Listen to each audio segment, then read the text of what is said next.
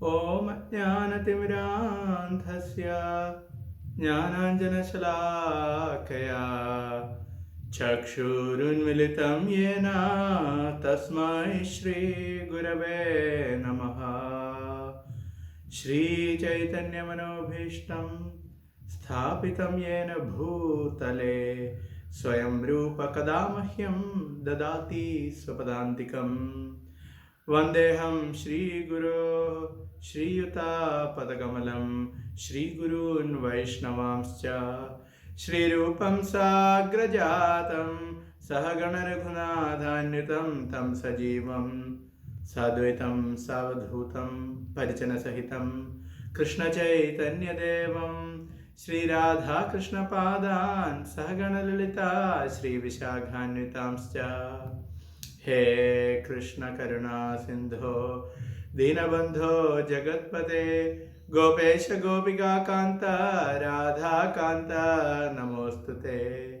तप्त कांचन गौरांगी राधे वृंदावनेश्वरी वृषभानुसुते देवी प्रणमामि हरिप्रिये।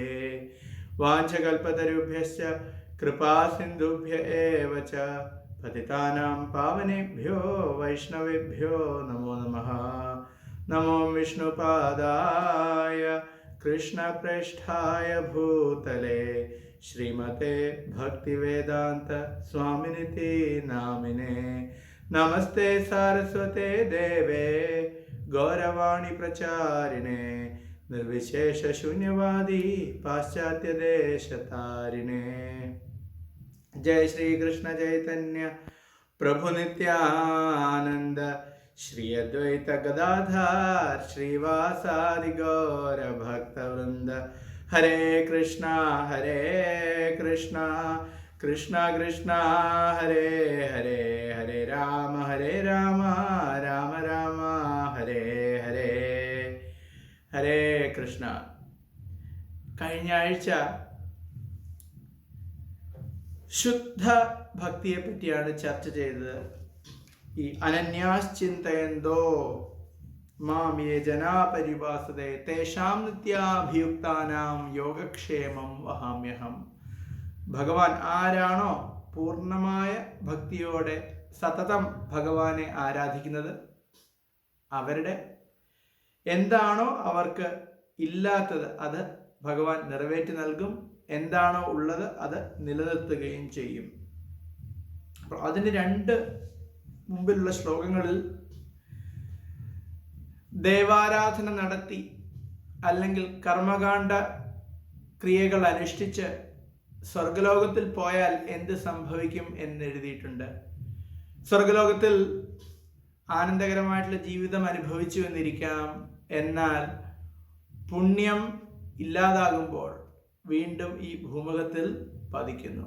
അപ്പോൾ ഇതെന്താണ്? ഇതൊരു ടെമ്പററി ആയിട്ടുള്ള കുറച്ചു കാലത്തേക്കുള്ള ഒരു നിലനിൽപ്പാണ്, അല്ലാതെ സ്വർഗത്തിൽ ആർക്കും എല്ലാ കാലത്തും നിലനിൽക്കാൻ കഴിയില്ല. അപ്പോൾ സ്വർഗം എന്ന് പറയുന്നത് കേവലം ഭൗതികമാണ്. ഇത് നാം മനസ്സിലാക്കണം. പലപ്പോഴും നമ്മൾ പറയും സ്വർഗത്തിൽ പോകണം, സ്വർഗം എന്ന് പലപ്പോഴും കേട്ടിട്ടുണ്ടാവും. എന്നാൽ സ്വർഗം എന്ന് പറയുന്നത് ഭൗതികമായിട്ടുള്ള ലോകം തന്നെയാണ്. അപ്പോൾ സ്വർഗത്തിൽ പോകുന്നത് ഭഗവത്ഗീത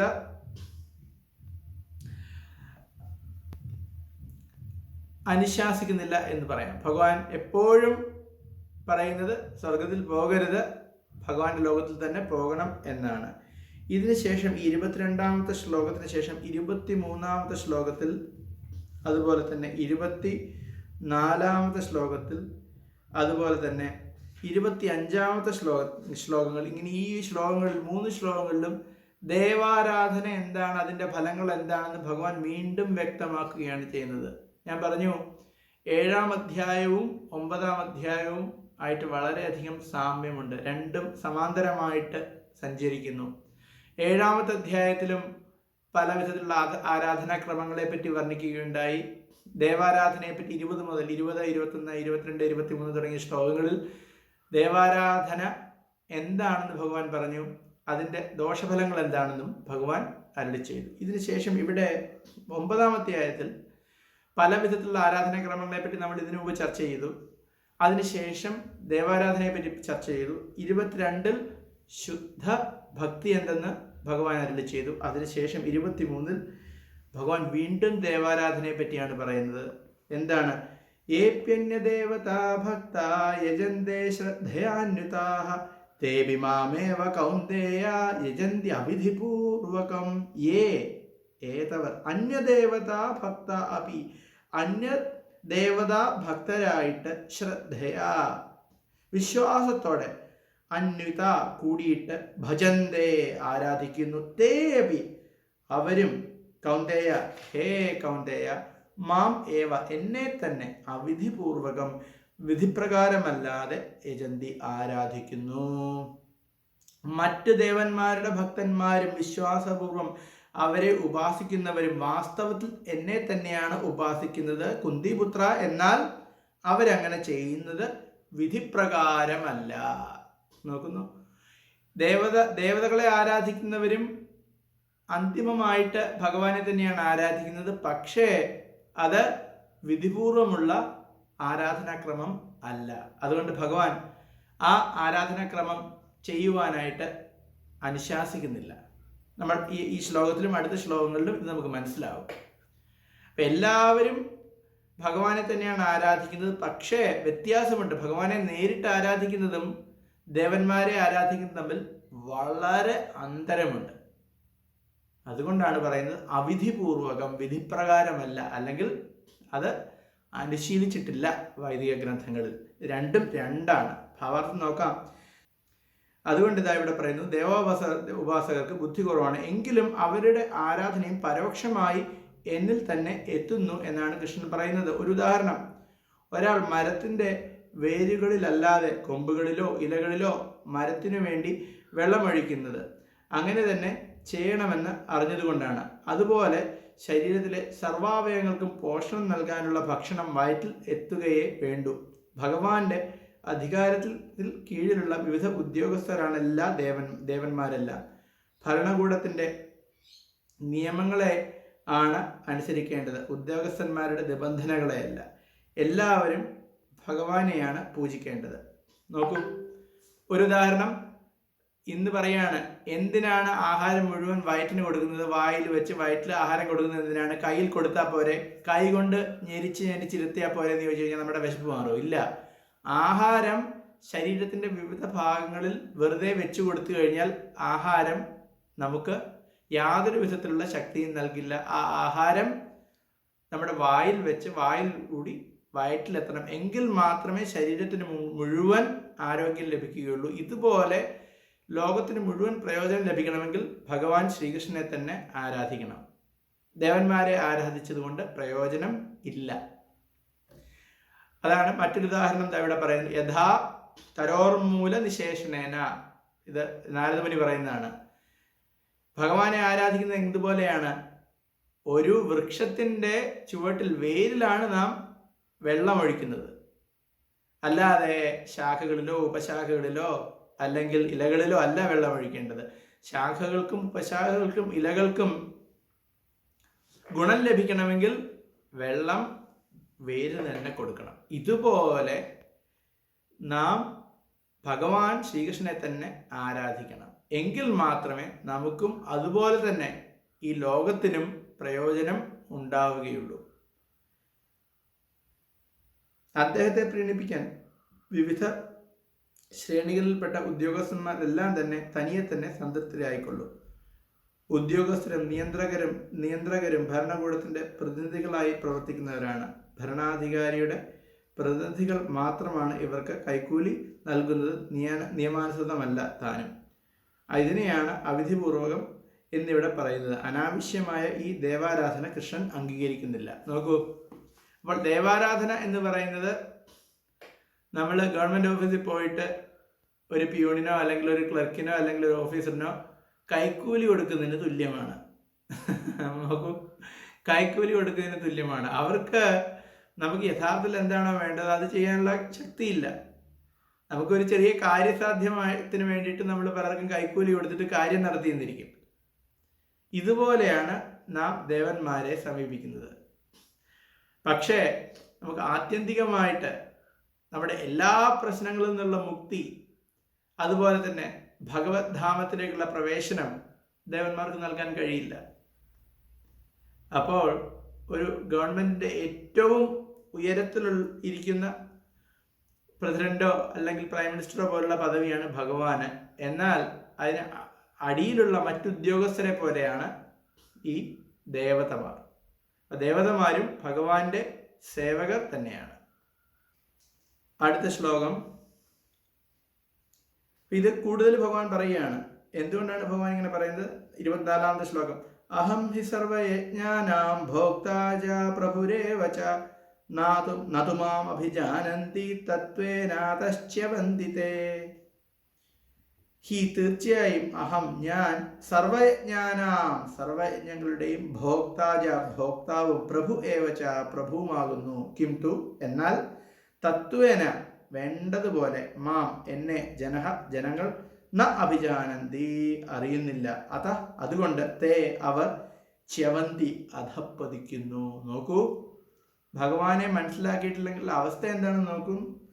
സർവയജ്ഞങ്ങളുടെയും ഭോക്താവും നാഥനും ഞാൻ മാത്രമാണ്. നോക്കൂ, ഭഗവാൻ എന്താണ് പറയുന്നത്? സർവയജ്ഞങ്ങളുടെയും ഭോക്താവും നാഥനും ഞാൻ മാത്രമാണ്. ഞാനുമാണെന്നല്ല പറയുന്നത്, ഞാൻ മാത്രമാണ്. അതുകൊണ്ടാണ് അഹം ഹി സർവയജ്ഞാനം ഭോക്താജ പ്രഭു ഏവച, ഭഗവാൻ മാത്രമാണ്.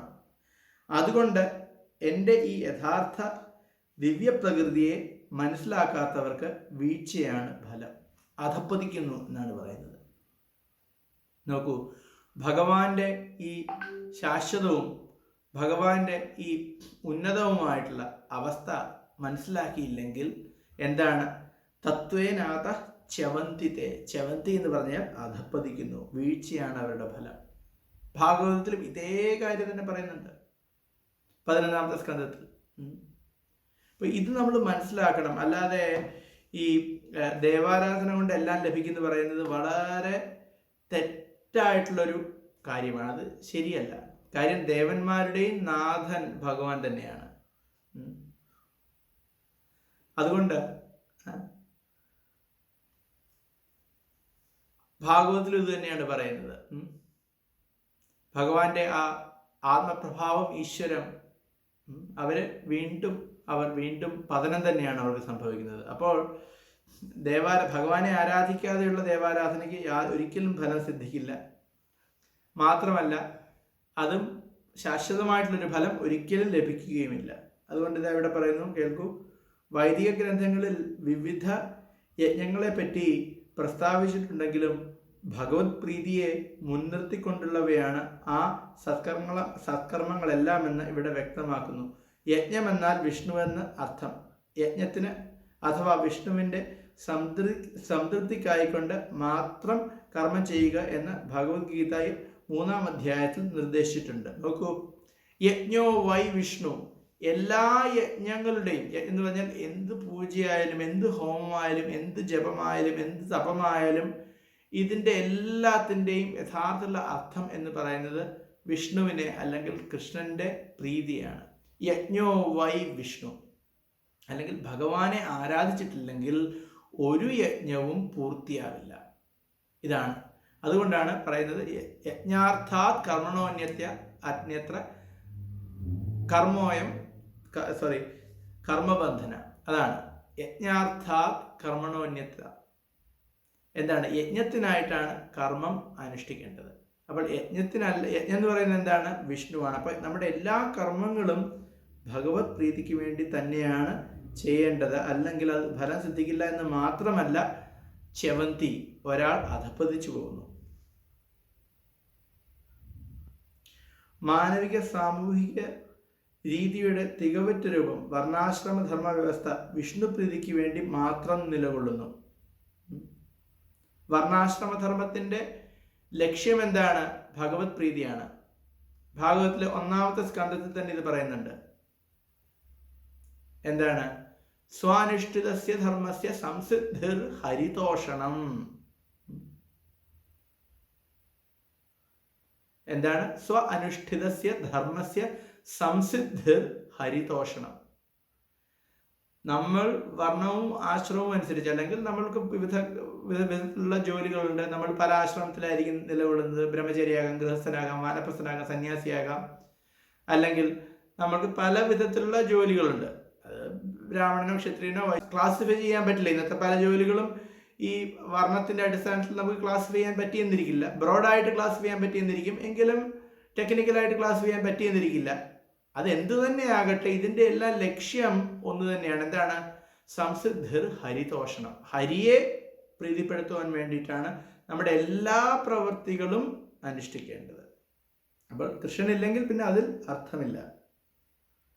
അതുകൊണ്ടാണ് സർവയജ്ഞങ്ങൾക്കും നാഥനും അവയെ സ്വീകരിക്കുന്നവന് ഞാൻ തന്നെ എന്ന് ഭഗവാൻ സ്വയം വെളിപ്പെടുത്തുന്നത്.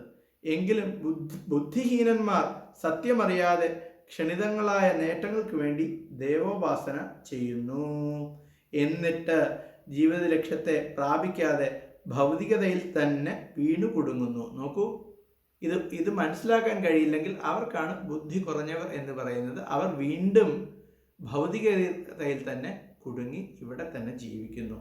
ഭൗതിക അഭിലാഷങ്ങളുള്ള മനുഷ്യർ അവ സാധിക്കാൻ ഭഗവാനോട് പ്രാർത്ഥിക്കുകയാണ് ഉത്തമം. തികഞ്ഞ ഭക്തി അനുയോജ്യമല്ലെങ്കിൽ കൂടി, എന്നാൽ അയാൾക്ക് ആഗ്രഹിക്കുന്ന ഫലം ലഭിക്കും.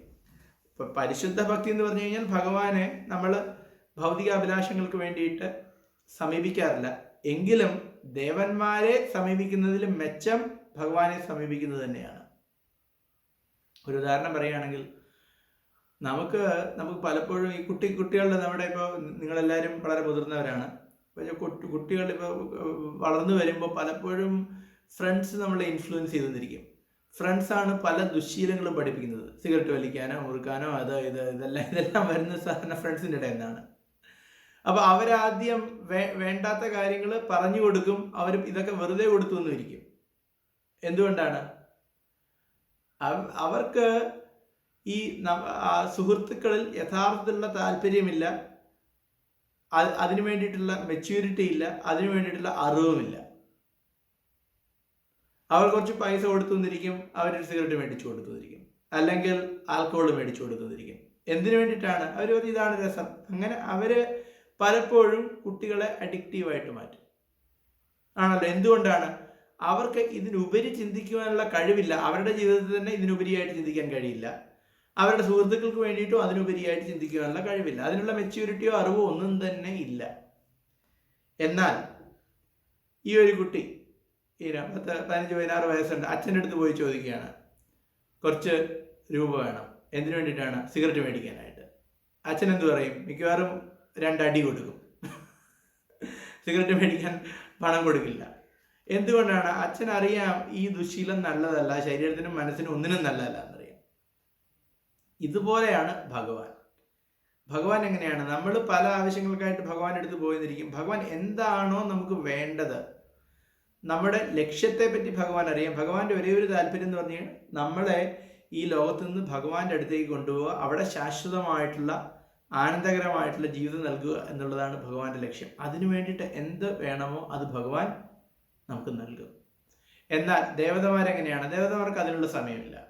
ദേവതമാർ ആ വിധിപ്രകാരം അതാത് വിധിപ്രകാരം ദേവന്മാരെ ആരാധിച്ചു കഴിഞ്ഞാൽ നമ്മൾ എന്ത് ചോദിക്കുന്നോ അത് നൽകിയെന്നിരിക്കും. പക്ഷേ അത് നമുക്ക് നല്ലതാവണം എന്നില്ല.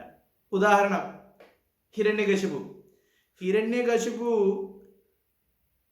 ബ്രഹ്മാവിനെ ധ്യാനിച്ച് ബ്രഹ്മാവിനെ തൃപ്തിപ്പെടുത്തി വരം ചോദിച്ചു. എന്താണ്? ഏറ്റവും അധികം ശക്തി വേണം, മാത്രമല്ല എല്ലാ യോഗസിദ്ധികൾ വേണം, ഈ ലോകത്തിൽ എന്നേക്കാൾ ശക്തനായിട്ട് ആരും ഉണ്ടാവരുത്, പക്ഷെ എനിക്ക് മരണം ഉണ്ടാവരുത്. അപ്പോൾ എന്താണ്? ബ്രഹ്മാവ് പറഞ്ഞു, ഇത് എനിക്ക് നൽകാൻ കഴിയില്ല. മരണം എല്ലാവർക്കും ഉണ്ട്, അമൃതത്വം എനിക്ക് നൽകാൻ കഴിയില്ല. എന്തുകൊണ്ടാണ്? എനിക്കും ജനനവും മരണവും ഉണ്ട്. അതുകൊണ്ട് എനിക്ക് എങ്ങനെ ഇത് നൽകാൻ കഴിയും? അപ്പോൾ ഹിരണ്യകശിപു ചോദിച്ചു, എന്നെ പകല് കൊല്ലരുത്, രാത്രി ആരും കൊല്ലരുത്, ഭൂമിയുടെ തലത്തിൽ കൊല്ലരുത്, ആകാശത്തിൽ കൊല്ലരുത്, വീടിനുള്ളിൽ കൊല്ലരുത്, വീടിന് പുറത്താരും വധിക്കരുത്, ദേവന്മാരാൽ വധിക്കപ്പെടരുത്, മൃഗങ്ങളാൽ വധിക്കപ്പെടരുത്, ആയുധങ്ങളാൽ വധിക്കപ്പെടരുത്, ബ്രഹ്മാവിൻ്റെ ഒരു സൃഷ്ടിയാലും വധിക്കപ്പെടരുത്, രാത്രിയിലോ പകലോ വധിക്കപ്പെടരുത്, ഇങ്ങനെ പല പല പല കണ്ടീഷനുകൾ വെച്ചു കൊടുത്തു. ബ്രഹ്മാവിന് വേറെ നിവൃത്തിയൊന്നുമില്ല. ബ്രഹ്മാവ് പറഞ്ഞു തഥാസ്തു, അങ്ങനെ ആവട്ടെ, അനുഗ്രഹിച്ചു വിട്ടു. അങ്ങനെയാണ് ഹിരണ്യകശിപു ഈ ലോകത്തിൽ മുഴുവൻ ഭീകരാക്രമണം തുടങ്ങിയത്, ഭീകരവാദിയായിട്ട് മാറിയത്. എല്ലാ ദേവന്മാരുടെയും സ്വന്തം നിയന്ത്രണത്തിൽ കൊണ്ടുവന്നു. ഈവൻ പ്രകൃതിയെ തന്നെ നിയന്ത്രിച്ചു. ഇതുപോലെയാണ് ദേവന്മാർ പലപ്പോഴും വരം നൽകിയെന്നിരിക്കും. പക്ഷേ എന്താണോ യഥാർത്ഥത്തിൽ ആ ഭക്തന് വേണ്ടത് അത് നൽകുവാനുള്ള കഴിവില്ല അവർക്ക്. അവരെന്ത് ചോദിക്കുന്നോ അത് നൽകിയെന്നിരിക്കും, പക്ഷെ അതിനപ്പുറം ഒന്നും ചെയ്യാൻ പറ്റില്ല. അതുകൊണ്ടാണ് അവസാനം നരസിംഹദേവൻ വന്ന് ഹിരണ്യകശിപുവിനെ വധിച്ചതിന് ശേഷം ഹിരണ്യകശിപു പറഞ്ഞു ബ്രഹ്മാവിനോട്, ഇങ്ങനെയുള്ള വരങ്ങൾ മേലാൽ കൊടുത്തു പോകരുത്. ഒരു തവണ കൊടുത്തു, ഓക്കെ, എനിക്ക് ഇവിടെ വന്ന് ഇതൊക്കെ ചെയ്യേണ്ടി വന്നു, അടുത്ത തവണ ഇങ്ങനെ കൊടുക്കരുത്. മനസ്സിലായില്ലേ? അപ്പോൾ ദേവന്മാർക്ക് ഭക്തി നൽകാനോ അല്ലെങ്കിൽ ഭഗവാന്റെ ലോകത്തിൽ അവരുടെ ഭക്തരെ കൊണ്ടുപോകാനോ ഉള്ള കഴിവ് ഇല്ല. ഇതാണ് വ്യത്യാസം. അടുത്ത ശ്ലോകത്തിൽ ഇതൊന്നുകൂടി പറയുന്നു.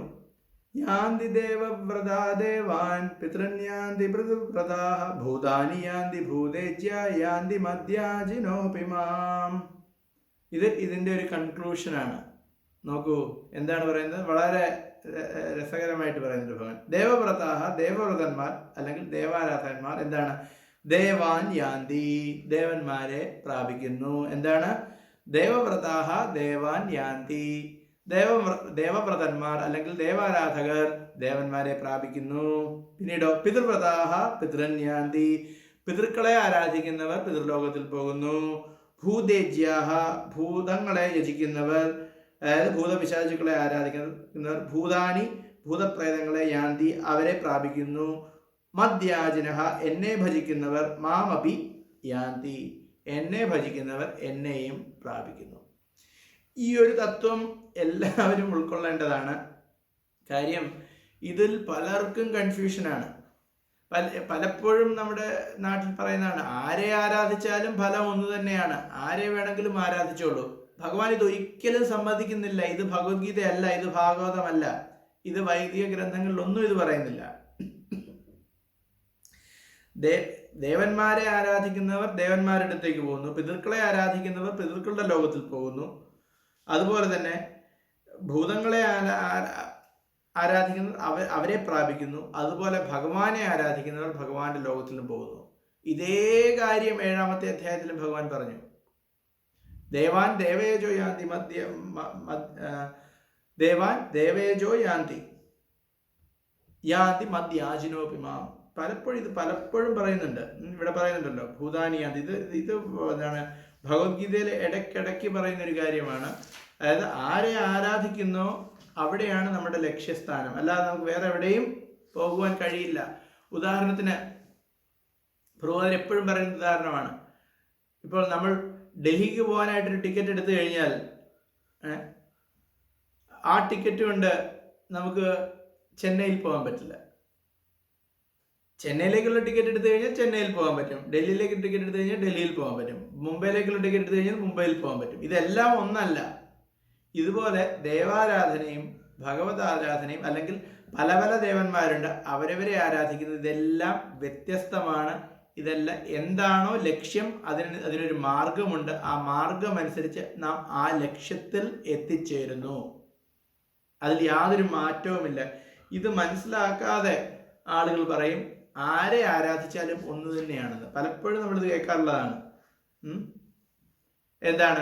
ദേവിയെ ആരാധിച്ചാലും അതല്ല, ശിവനെ ആരാധിച്ചാലും അതല്ല, ബ്രഹ്മാവിനെ ആരാധിച്ചാലും അല്ല, വിഷ്ണുവിനെ ആരാധിച്ചാലും അല്ലെങ്കിൽ ഗണപതിയെ ആരാധിച്ചാലും അല്ലെങ്കിൽ മുരുകനെ ആരാധിച്ചാലും ഇതെല്ലാം ഒന്ന് തന്നെയാണെന്ന്. ഇത് ഒന്നല്ല. അവർക്ക് അവരുടേതായിട്ടുള്ള ലോകങ്ങളുണ്ട്. നാം വേണ്ടും വിധം ആരാധിച്ചാൽ അവരുടെ ലോകത്തിലെത്തും. അതുകൊണ്ട് 7-ാമത്തെ അധ്യായത്തിൽ ഇത് തന്നെ പറയുന്നുണ്ട്. ദേവാൻ ദേവയജോ യാന്തി യാന്തി മദ്ഭക്തായാന്തി മാമപി. ദേവന്മാരെ ആരാധിക്കുന്നവർ ദേവന്മാരുടെ ലോകത്തിൽ പോകുന്നു, എൻ്റെ ഭക്തന്മാർ എൻ്റെ ലോകത്തിലും പോകുന്നു. ഇത് യാതൊരു സംശയവുമില്ലാതെ നാം മനസ്സിലാക്കേണ്ടതാണ്. അതുകൊണ്ട് നമ്മുടെ ആരാധനാക്രമത്തിൽ നമ്മൾ ഉറച്ചു തന്നെ നിൽക്കണം. കാര്യം ദേവന്മാരുടെ ലോകം എന്ന് പറയുന്നത് ഭൗതിക ലോകമാണ്, ഭഗവാന്റെ ലോകം മാത്രമാണ് ആത്മീയ ലോകം. അതുകൊണ്ട് ആത്മീയ ലോകത്തിൽ പോകണമെങ്കിൽ, അല്ലെങ്കിൽ ജനന മരണത്തിൽ നിന്ന് മോചനം ലഭിക്കണമെങ്കിൽ ഭഗവാനെ തന്നെ ആരാധിക്കണം. ഭാവാർത്ഥം: സൂര്യനിലോ ചന്ദ്രനിലോ മറ്റു ഗ്രഹങ്ങളിലോ എത്തിച്ചേരാൻ ആഗ്രഹിക്കുന്നവർക്ക് അതിനുവേണ്ടി വേദോക്ത വിധികൾക്കനുസൃതമായ ദർശ പൗർണമാസി തുടങ്ങിയ ക്രിയാനുഷ്ഠാനങ്ങൾ ചെയ്തിട്ട് തങ്ങളുടെ അഭീഷ്ടം നിറവേറ്റാം. വേദങ്ങളിൽ ഫലോദ്ദിഷ്ട കർമ്മങ്ങളെപ്പറ്റി പറയുന്നിടത്ത് ഈ അനുഷ്ഠാനങ്ങളും വിവരിച്ചിട്ടുണ്ട്. വ്യത്യസ്തങ്ങളായ ദിവ്യലോകങ്ങളിൽ വാഴുന്ന ഓരോ ദേവന്റെയും ആരാധനാക്രമം ഇതിൽ നിന്നറിയാം. അതുപോലെ തന്നെ ഒരു പ്രത്യേക യജ്ഞാനുഷ്ഠാനത്താൽ പിതൃലോകങ്ങളിലും എത്തിച്ചേരാം. മറ്റു ചില യജ്ഞങ്ങൾ ചെയ്യുന്ന വ്യക്തികൾക്ക് പൈശാചിക ലോകങ്ങളിൽ യക്ഷനോ രാക്ഷസോ പിശാചോ ആയി കാലക്ഷേപം ചെയ്യാം. പിശാചാരാധനയെ ദുർമന്ത്രവാദം എന്ന് പറയുന്നു. ഇത് അനുഷ്ഠിക്കുന്നവർ പലരുണ്ട്. ഇതും ആത്മീയമാണെന്ന് അവർ വിചാരിക്കുന്നു. നോക്കൂ, ദുർമന്ത്രവാദവും ആത്മീയമാണെന്ന് പലരും വിചാരിക്കുന്നു. ഇതൊന്നും ആത്മീയമല്ല, പക്ഷേ തികച്ചും ഭൗതികമാണ്. ഭഗവതുപാസനയിൽ മാത്രം താല്പര്യമുള്ള ശുദ്ധഭക്തർ വൈകുണ്ഠ ലോകങ്ങളും കൃഷ്ണലോകവും പ്രാപിക്കുമെന്ന് സംശയമില്ല. ദേവോപാസന കൊണ്ട് സ്വർഗലോകങ്ങളിലും, പിതൃപൂജ കൊണ്ട് പിതൃലോകങ്ങളിലും, ദുർമന്ത്രവാദം കൊണ്ട് പൈശാചിക ലോകങ്ങളിലും എത്താനാകുമെങ്കിൽ ഒരു ശുദ്ധ കൃഷ്ണഭക്തന് എന്തുകൊണ്ട് വൈകുണ്ഠം പോകാൻ കഴിയില്ല?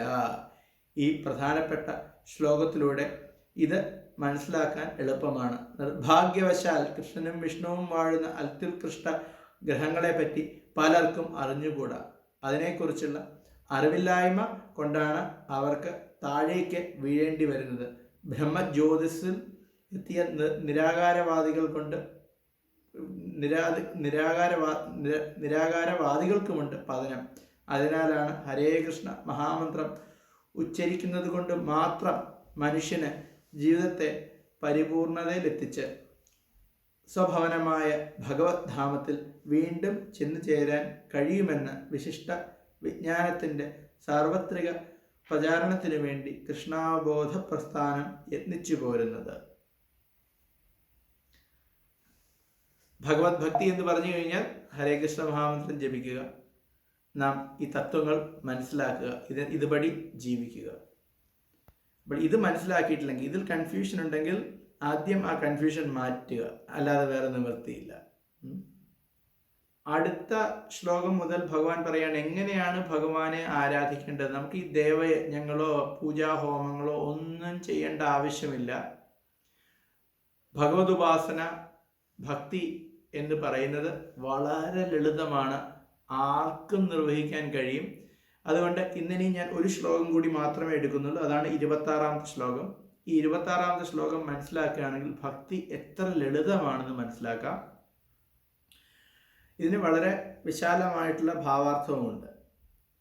പത്രം പുഷ്പം ഫലം തോയം യോ മേ ഭക്ത്യാ പ്രയച്ഛതി തദഹം ഭക്ത്യുപഹൃത മശ്നാമി പ്രയതാത്മനഃ. പത്രം പത്രമോ ഇലയോ, പുഷ്പം പുഷ്പമോ, ഫലം ഫലമോ, തോയം വാ ജലമോ, മേ എനിക്കായിട്ട്, യഹ യാതൊരു വ്യക്തി, ഭക്തിയാ ഭക്തിയോടുകൂടി, പ്രയച്ഛതി പ്രദാനം ചെയ്യുന്നു, അർപ്പിക്കുന്നു, പ്രയതാത്മനഃ ശുദ്ധമായ അവബോധത്തോടു കൂടിയവനായ, തസ്യ അവൻ്റെ, ഭക്തിബഹൃതം ഭക്തിപൂർവം തന്നിരിക്കുന്ന, തത് അതിനെ, അഹം ഞാൻ, അശ്നാമി സ്വീകരിക്കുന്നു. സ്നേഹത്തോടും ഭക്തിയോടും കൂടി ഒരാൾ എനിക്ക് അർപ്പിക്കുന്നതെന്തും, ഇലയോ പൂവോ ഫലമോ ജലമോ ആകട്ടെ, ഞാൻ അത് സ്വീകരിക്കും. നോക്കൂ, ഈ ഭക്തി എത്ര എളുപ്പമാണ്. പത്രം പുഷ്പം ഫലം തോയം. പത്രമോ പുഷ്പമോ ഫലമോ ജലമോ എന്തുമാകട്ടെ, ഭക്തിയോടും സ്നേഹത്തോടും കൂടി സമർപ്പിക്കുകയാണെങ്കിൽ ഭഗവാൻ പറയുന്നു അത് ഞാൻ സ്വീകരിക്കുന്നു. ഭക്തി വളരെ ലളിതമാണ്, ഭക്തി വളരെ സാർവത്രികമാണ്, ആർക്കും അനുഷ്ഠിക്കുവാൻ കഴിയുന്നതുമാണ്. അതുകൊണ്ടാണ് ദേവാരാധന കഠിനമാണ്, അതിൻ്റെ ഫലം ക്ഷണികവുമാണ്. ഭക്തി ലളിതമാണ്, എന്നാൽ അതിൻ്റെ ഫലം ശാശ്വതവുമാണ്. ഇതാണ് ദേവാരാധനയും ഭഗവത് ആരാധനയും തമ്മിലുള്ള വ്യത്യാസം. നോക്കൂ ഭാവാർത്ഥം. ഇത് ഞാൻ ഇതിൻ്റെ ഭാഗങ്ങളായിട്ട് വായിച്ച് വിവരിക്കാം. നല്ല ഭാവാർത്ഥമാണ്. ശാശ്വതാനന്ദം അനുഭവിക്കുന്ന അക്ഷയമായ ആനന്ദധാമത്തിലെത്തുന്നതിന് ബുദ്ധിമാനായ ഒരാൾ കൃഷ്ണാവബോധത്തിൽ ഉറച്ച് നിൽക്കുകയും അതീന്ദ്രിയ പ്രേമഭക്തിപൂർവ്വം ഭഗവത് സേവനത്തിൽ ഏർപ്പെടുകയുമാണ് വേണ്ടത്. നോക്കൂ, എവിടേക്കാണ് പോകുന്നത്? ശാശ്വതമായിട്ടുള്ള ആനന്ദമുള്ള ഭഗവത് ധാമം. ആ ഭഗവത് ധാമത്തിലേക്ക് പോകണമെങ്കിൽ ഭക്തിപുരസനം ഭഗവാനെ ആരാധിക്കുക. ആശ്ചര്യകരമായ ഈ ഫലം നേടുന്നതിനുള്ള പ്രക്രിയ അനായാസവും പരമദരിദ്രർക്കും യാതൊരു യോഗ്യതകളും ഇല്ലാത്തവർക്ക് പോലും വിശ്വാസത്തോടെ അനുഷ്ഠിക്കാവുന്നതുമാണ്.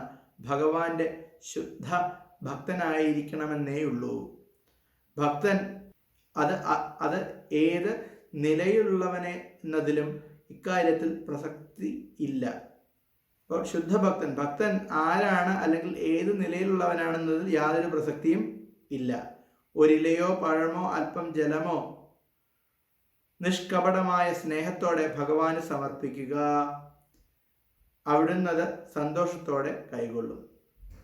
ഇത് നിഷ്പ്രയാസം ചെയ്യാവുന്നതാണ്. കൃഷ്ണാവബോധം സ്വീകരിക്കുന്നതിന് ആരും വിലക്കപ്പെട്ടിട്ടില്ല. അത്രയും സാർവത്രികവും ആയാസരഹിതവുമാണ് ഈ പദ്ധതി. എളുപ്പവഴിക്ക് കൃഷ്ണാവബോധം ആർജിക്കാനും അങ്ങനെ സച്ചിദാനന്ദകരമായ ജീവിത പരിപൂർണത നേടാനും ആഗ്രഹിക്കാത്ത വിധം മൂഢരായിട്ട് ആരുണ്ടാവും? പ്രേമപൂർവമായ സേവനം മാത്രമേ കൃഷ്ണൻ ആവശ്യപ്പെടുന്നുള്ളൂ. തൻ്റെ ഭക്തൻ തരുന്ന കൊച്ചു പൂവും കൂടി അദ്ദേഹം സ്വീകരിക്കും. ഭക്തിയില്ലാത്തവൻ്റെ ഒരു ഉപഹാരവും അദ്ദേഹം കൈക്കൊള്ളുകയുമില്ല. ഇതാണ് നമ്മുടെ മഹാഭാരതത്തിൽ നമ്മൾ കേട്ടിട്ടുണ്ടാവും. ദുര്യോധനൻ വലിയ വിരുന്ന് ഭഗവാന് വേണ്ടി ഒരുക്കി. നൃത്തം ചെയ്യാനായിട്ടുള്ള സ്ത്രീകളും അങ്ങനെ വലിയ വിരുന്നാണ് ഒരുക്കിയത്. എന്നാൽ ഭഗവാൻ ദുര്യോധനന്റെ വിരുന്നിൽ പങ്കെടുത്തില്ല. നേരെ മറിച്ച് ഭഗവാൻ പോയത് ആരുടെ വീട്ടിലാണ്? വിതുരന്റെ വീട്ടിലാണ് പോയത്. അപ്പോഴോ വിതുരനുണ്ടായിരുന്നില്ല. വിതുരാണി ആ ഭക്തിയുടെ ആധിക്യം കൊണ്ട് എന്താണ് നൽകേണ്ടതെന്ന് അറിഞ്ഞില്ല. എന്നിട്ട് വിതുരാണി നൽകിയത് എന്താണ്? പഴമെടുത്തു. പഴം തൊലിച്ചു. എന്നിട്ട് അതിൻ്റെ തൊലിയാണ് ഭഗവാന് നൽകിയത്. പഴം തൊലിച്ച് പഴം എടുത്ത് കളഞ്ഞ് ആ തൊലി ഭഗവാന് നൽകി. ഭഗവാൻ അത് ഭക്ഷിച്ചുകൊണ്ടിരുന്നു. അപ്പോഴാണ് വിതുരൻ അവിടെ വരുന്നത്. അപ്പം പറഞ്ഞു, എന്താണ് ചെയ്യുന്നത്? ഭഗവാൻ വന്നു എന്നുള്ള ഏറ്റവും വലിയ കാര്യം. ഭഗവാന് വിതുരാണി നൽകിയത് പഴത്തൊലിയാണ്. അതും ഭഗവാൻ സ്വീകരിച്ചു. അതാണ് പ്രേമഭക്തി. അപ്പോൾ ഭഗവാനെ ആരാധിക്കുന്നത് അങ്ങനെയാണ്. അതായത് നമുക്ക് പഴത്തൊലി കൊടുക്കണമെന്നല്ല, നമ്മൾ എന്താണോ കഴിക്കുന്നത് അത് ഭഗവാന് സമർപ്പിക്കുക. അത്ര ലളിതമാണ് ഭക്തി. അത് ആർക്കും ചെയ്യുവാൻ കഴിയും. അതുകൊണ്ടാണ് പറഞ്ഞത്, ഭക്തിയില്ലാതെ യാതൊരു ഉപഹാരവും സ്വീകരിക്കില്ല. അദ്ദേഹത്തിന് മറ്റാരുടെയും ഉപഹാരങ്ങൾ ആവശ്യമില്ല. സ്വയം സംപ്രാപ്തനാണ് അദ്ദേഹം. ഭക്തന്റെ ഉപഹാരം സ്വീകരിക്കുന്നത് സ്നേഹവാത്സല്യങ്ങളുടെ കൈമാറ്റം എന്ന നിലയിലാണ്. കൃഷ്ണാവബോധത്തിൽ പുരോഗമിക്കുക എന്നതാണ് ജീവിതത്തിന്റെ പരിപൂർണത. ഭക്തി അല്ലെങ്കിൽ ഭക്തിപൂർവമായ സേവനം മാത്രമാണ് കൃഷ്ണ സാമീപ്യത്തിനുള്ള മാർഗമെന്ന സത്യത്തെ ഊന്നി പറയുകയാണ് ഈ ശ്ലോകത്തിൽ. രണ്ടിടത്ത് ഭക്തി എന്ന വാക്ക് ആവർത്തിച്ചതിൻ്റെ ഉദ്ദേശ്യം നോക്കൂ. 2 പ്രാവശ്യം ഭക്തി എന്ന് ഉപയോഗിക്കുന്നുണ്ടല്ലോ. എന്തുകൊണ്ടാണ്? ഇതിൽ ഏറ്റവും പ്രധാനം പത്രം പുഷ്പം ഫലം തോന്നല്ല. എന്താണ് പത്രം പുഷ്പം? യോമേ ഭക്തിയാ പ്രയച്ഛതി തദഹം ഭക്ത്യുപഹൃതം. ഭഗവാൻ ഭക്ഷിക്കുന്നത് ഭക്തിയാണ്, അല്ലാതെ നാം എന്ത് നൽകുന്നു എന്നതിൻ്റെ അടിസ്ഥാനത്തിലല്ല, അല്ലെങ്കിൽ ആര് നൽകുന്നു എന്നതിൻ്റെ അടിസ്ഥാനത്തിലല്ല, എങ്ങനെ നൽകുന്നു എന്നതിൻ്റെ അടിസ്ഥാനത്തിൽ. അത് ഭക്തിപൂർവമാണെങ്കിൽ അത് ഭഗവാൻ സ്വീകരിക്കുന്നു. ഒരു ബ്രാഹ്മണനോ മഹാപണ്ഡിതനോ ധനികനോ പേരുകേട്ട തത്വചിന്തകനോ കൃഷ്ണനെ കൊണ്ട് തങ്ങളുടെ ഉപഹാരം സ്വീകരിപ്പിക്കുവാൻ ആവില്ല. ദുര്യോധനന്റെ ഉപഹാരം ഭഗവാൻ കൊടുക്കാൻ കഴിഞ്ഞില്ല, വിരുന്ന് നൽകാൻ കഴിഞ്ഞില്ല, ഭഗവാൻ സ്വീകരിച്ചില്ല. അല്പം പോലും ഭക്തിയില്ലാത്തവരിൽ നിന്ന് ഒന്നും ഭഗവാൻ സ്വീകരിക്കില്ല. ആകസ്മികമായ ഒന്നല്ല ഭക്തി. ആ പ്രക്രിയ ശാശ്വതമാണ്. ഭഗവാന്റെ നേരിട്ടുള്ള സേവന പ്രക്രിയയാണ്. ഭക്തി എന്ന് പറയുന്നത് ഇവിടെയും നാം ഭക്തിയാണ് അനുഷ്ഠിക്കുന്നത്, ഭഗവാന്റെ ലോകത്ത് പോയാൽ അവിടെയും ഭക്തിയാണ് അനുഷ്ഠിക്കുന്നത്. ഭക്തി എന്ന് പറയുന്നത് മാർഗവും ലക്ഷ്യവും ഭക്തിയാണ്. മനസ്സിലാക്കുക, മാർഗവും ലക്ഷ്യവും ഭക്തിയാണ്. ബാക്കി എല്ലാ മാർഗങ്ങളിലും മാർഗവും ലക്ഷ്യം രണ്ടും രണ്ടാണ്. യോഗം അനുഷ്ഠിക്കുമ്പോൾ യോഗാസന പ്രക്രിയകളും ധ്യാനവുമാണ് മാർഗം. എന്നാൽ ലക്ഷ്യം അതല്ല. ജ്ഞാനമാർഗത്തിൽ ഉപനിഷത്തുകൾ പഠിക്കുക, തപസ് ചെയ്യുക എന്നുള്ളതാണ് ജ്ഞാനമാർഗം. എന്നാൽ ലക്ഷ്യം അതല്ല. പക്ഷെ ഭക്തിയിൽ മാർഗവും ലക്ഷ്യവും ഒന്ന് തന്നെ. ഇപ്പോൾ നാം നാമം ജപിക്കുന്നത് ഭഗവാന്റെ ലോകത്തിൽ പോയാൽ കൂടുതൽ ഭഗവാന്റെ നാമങ്ങൾ ജപിക്കുവാൻ വേണ്ടിയിട്ട്. ഇവിടെ നാം ആഹാരം പാകം ചെയ്ത് ഭഗവാന് നൈവേദ്യമായി സമർപ്പിക്കുന്നത് എന്തിനു വേണ്ടിയിട്ടാണ്? ഭഗവാന്റെ ലോകത്തിൽ പോയാൽ ഈ പ്രക്രിയ തന്നെ നിർവഹിക്കുവാൻ. ഇങ്ങനെ ഇവിടെ നാം ഭക്തരുടെ സമ്പർക്കത്തിൽ ജീവിക്കുന്നതിന് വേണ്ടിയാണ്. ഭഗവാന്റെ ലോകത്തിൽ പോയാൽ ഭക്തർ മാത്രമേ ഉള്ളൂ. അപ്പോൾ ഭക്തിയിൽ നാം ഇവിടെ എന്തൊക്കെ അനുഷ്ഠിക്കുന്നോ ഇതുതന്നെയാണ് നാം ശാശ്വതമായിട്ട് അനുഷ്ഠിക്കുവാൻ പോകുന്നത്. അതുകൊണ്ട് മാർഗവും ലക്ഷ്യവും ഒന്ന് തന്നെ. ഇതാണ് ഭക്തിയുടെ പ്രത്യേകത. ഹരേ കൃഷ്ണ.